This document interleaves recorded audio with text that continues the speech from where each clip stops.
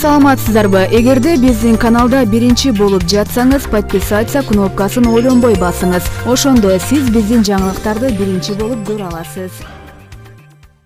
Нурбек Садырбеков Бактыгүл деген кызга операция жасап эркек кылганбыз. 27 жылдан бери медицина тармагында эмгектенип, 18 жылдан бери Кыргыз Республикасынын саламаттык сактоо министрлигине караштуу улуттук оорукананын номер 1 урология бөлүмүн жетектеген медицина илимдеринин доктору, жогорку категориядагы врач-уролог Нурбек Садырбеков менен маектештик. Нурбек мырза учурда урологиялык оорулардын кайсы түрү менен көп кайрылышат.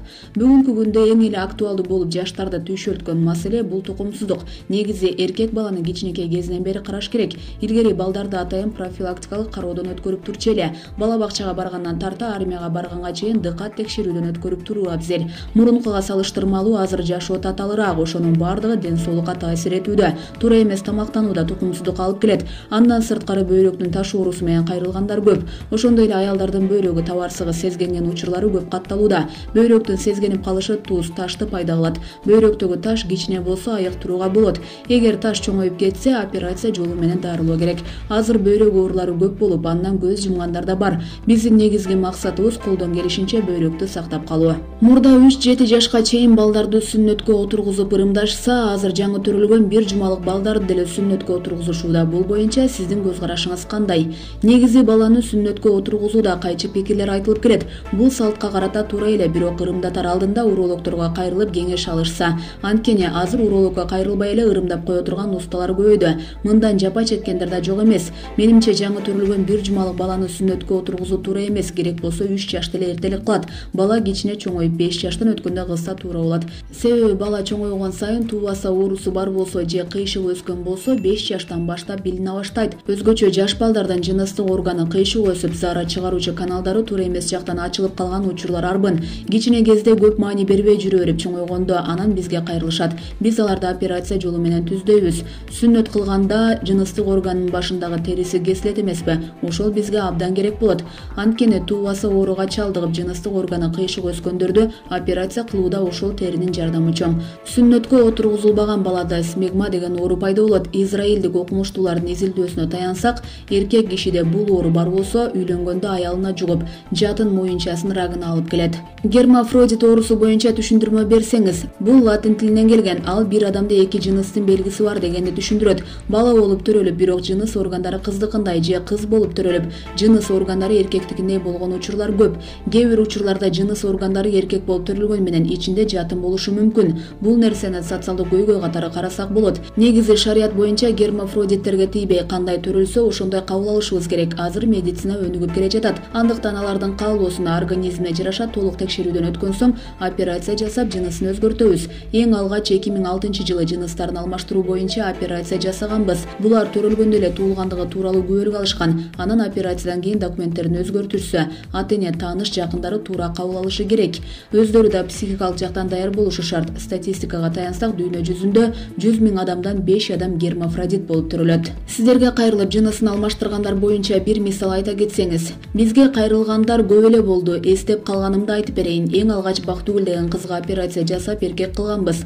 Кыз 14 жашка чыкканда атасы бизге алып келиптир. Төрөлгөндө кыз деп төрөлгөн, бирок бети башы тулку бою эркектикиндей. Көчөгө чыкса мушташат деп. Анан ал кызды изилдеп көрсөк, кариотип хромосомасы эркек болуп чыкты. Жакшы өспөй калган эркектин мүчөсү бар экен. Жумурткалар да ичинде жайгашып калыптыр. Алар эркектин гормондорун чыгарып турат. Анан атасы менен сүйлөшүп толук маалымат берген соң, атасы туугандары менен кеңешип келүү үчүн кеткен. Жарым жылдан кийин кайра баягы кызды ээрчитип келип, операцияга макулдугун беришти. Операция жасадык, ийгиликтүү өттү. Жумурткаларын ордуна түшүрүп, мүчөсүн узартып, гормондордон бергенбиз. Анан Бактыгүл эмес, документин Бактыбек кылып өзгөрттү. 18-19 жашында бир келип текшерүүдөн өтүп кетти. Чоңоюп, үнү да өзгөрүп, кадимки эркек болуп калыптыр. Бирок жумурткаларын ордуна түшүргөн менен ал жакшы өспөгөндүктөн урук бөлүп чыгара албайт. Булак Азия News. Ат башыда Нооруз майрамы эмне менен аяктады? Ат башы районунда Нооруз майрамы салтанаттуу белгиленди деп билдирди аймактык кабарчы. Маданий иш-чараны районун акими Жакыпбек Субагожоев ачып, район элин майрам менен куттуктады. Андан соң окуучулар кыймыл-аракеттери менен Нооруз сөзүн чагылдырып, жөө жүрүшкө чыгышса, бийчилер ар улуттун бийлерин тартуулашты. Маданият кызматкерлери өздөрүнүн концерттик программасын келген меймандарга, тургундарга тартуулашты. Ат башынын спорт комитети спорттук оюндун 5 түрүн уюштуруп, баш байге үчүн ат башы айыл өкмөтү 10 000 сом бөлгөн. Ошондой эле 3 мекеменин кызматкерлери сынакка дасторкон даярдап келишкен. Анын жыйынтыгында 7 улуттун тамагын жана Ноорuz деген салат жасагандыгы үчүн Ат башы райондук балдардын билим берүү борбору 1-орунду алды. 2-орунду райондук китепканасы жана райондук ветеринардык жана фитосанитардык башкармалыгы камсыздашты. Ошондой эле аян таласталып, тилектер айтылды жана элге сүмөлөк таратылды. Ал эми райондук ички иштер бөлүмүнүн кызматкерлери коомдук тартипти көзөмөлдөп турушту. Иш чаранын соңунда борбордук аян таштандыга толуп калды. Булак турмуш KJ. Жакын арада коопсуз шаар долбоору Ошто ишке киргизилет.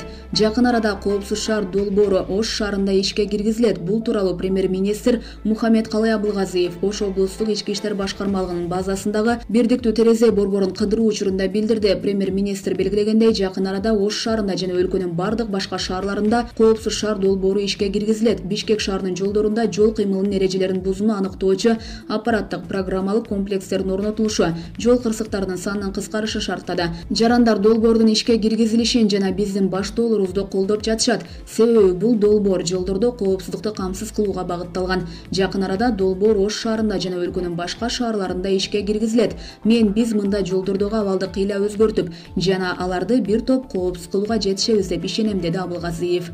Өкмөт башчы баса белгилегендей, мамлекеттик органдар биринчи кезекте ички иштер министрлиги жана Ош шаардык мэриясы, жергиликтүү өз алдынча башкаруу органдары дыкат иштерди жүргүзүп жана долбоорду ишке киргизүүгө тийиштүү деңгээлде даярдыктарды көрүүгө тийиш. Оштун жана Түштүк борбордун жашоочулары долбоор ишке киргизилген соң ыңгайсыздыктарды сезбеши керек. Бул үчүн жол кыймылынын абалын өтө тыкыр талдап чыгып жана тиешелүү түзөтүүлөрдү киргизип, инфраструктураны тийиштүү түрдө даярдоо кажет деп баса белгиледи өкмөт башчы. Белгилей кетсек, бирдиктүү терезе режими аркылуу мамлекеттик кызмат көрсөтүүлөр арыз калтырууга убакыт коротууну азайтып, маалыматтарды киргизүү жана акы төлөө механизмин жөнөкөйлөштүрөт. Борбордун ишинде ар түрдүү уруксат кагаздарын алуу жөнөкөйлөштүрүү каралган. Ошондой эле бул жерде соттолгондугу тууралуу маалымкат жана кооптуу жүктөрдү унаа каражаттары менен ташууга уруксаат берилет. Жарандык жана кызматтык куралдарды, кооптуу жардыргыч материалдарды жана пиротехникалык заттарды жүгүртүүгө лицензия жана уруксаат алуу үчүн документтерди кабыл алуу жана берүү ишке ашырылат. Булак кабар KJ. Эми балаңызды кайсы өлкөгө алып барууга камынбаңыз, ага паспорт алышыңыз керек. Ал үчүн кандай документтер керек? Кимге кайрылып, документти канча сомго бүтүрсө болорун Спутник Кыргызстан агенттиги иликтеп көргөн. Балаңызды буга чейин Россия, Өзбекстан жана Казакстан мамлекеттерине тиркеме менен гана алып чыгып жүрсөңүз, эми тартип өзгөрөт. Тагыраагы ушул жылдын 1-июлунан тарта Кыргызстандан жогоруда белгиленген өлкөлөргө жашы жете элек балдарды алып чыгуу үчүн керектелген тиркеме берүү токтойт. Бул тууралуу мамлекеттик каттоо кызматы кабарлаган. Ушул жана башка өлкөлөргө барууда эми өзүңүзгө эле эмес, балага да сыртка чыга турган паспорт алышыңыз керек болот. Аны алууда ата-эне кандай документтерди топтоп, кайда кайрылса болот? Балага паспорт канча убакытта жасалып бүтөт? Ушул жана башка суроолорго Аламүдүн райондук паспорттоштуруу жана калктык каттоо бөлүмүнүн башчысы Ринат Алиев жооп берди. Сыртка чыгуучу паспорт алууда баланын жаш курагы эске алынабы? Мыйзам боюнча чет мамлекетке чыгып жаткан Кыргыз Республикасынын жаранынын колунда сөзсүз жалпы жарандык паспорту болуш керек. Бул мыйзам жаңы төрүлгөн ымыркайга да тиешелүү. Буга чейин жашы 16га чыга элек балдарга Казакстан, Өзбекстан жана Россияга алып чыгуу үчүн туулгандыгы тууралуу күбөлүктүн ичине кошумча тиркеме берилчү. Бирок мындай тиркемелерди айрымдары үйүнөн деле колго жасап алып жаткандыктан балага да паспорт алуу милдеттендирилди. Мындай тартип менен бала сатуунун алдын алалы деп жатабыз. 3 өлкөдөн башкасына буга чейин деле балага паспорт алышчу. Кандай документтер керек? Баланын ата-энесинин экөөнүн тең паспорту керек. Эгер атасы же апасынын көзү өтүп кеткен болсо, өлгөндүгү тууралуу документ зарыл. Мындан тышкары баланын туулгандыгы тууралуу күбөлүгү. Сыртка алып чыгуу үчүн атасынын да, энесинин да уруксаты керек. Ал уруксат кагазды нотариустан жасатышат. Ошондой эле паспорт бөлүмдөрүнөн тартылып алынган сүрөт зарыл. Эгер баккан бала болсо, мыйзамдуу түрдө багып алууга уруксат берген соттун чечими керек. Жаңы төрүлгөн ымыркайдын дагы сүрөтү болушу шарт. Баланын сыртка чыгууга алган паспорту канча мөөнөткө чейин жарактуу болот. Ымыркайлардын өң келбети өзгөрүп тургандыгы эске алынып, 16 жашка чейинки балдарга 3 жылга берилет. Тактап айтканда, баланын жаңы төрүлгөнүнөн тарта 16 жашка чейин сыртка чыга турган паспортун 3 жылда бир алмаштырып туруу зарыл. Чоңдордун сыртка чыгуучу паспорту менен балдардыкы эмнеси менен айырмаланат? Экөө окшош эле болот. Болгону чоңдордуку узак убакытка берилсе, балдардыкын 3 жылда бир алмаштырып туруу кажет. Эгер бала 15 жашта болсо, ал документти 18 жашка чейин колдонуп, андан кийин алмаштырса болот. Документ акысыз даярдалабы же төлөмдөр барбы? Мамлекеттик төлөмдөр төлөнөт. Анын өлчөмү 530 сом. Бул 1 айлык мөөнөттүн эсеби. Мындан тышкары 8, 4, 2 күндө, ошондой эле 3 саатта даярдалат. 8 күндүгүнө 2170 сом алса, 4 күндүгү 2450 сом турат. 2 күндүгү 2780 сом.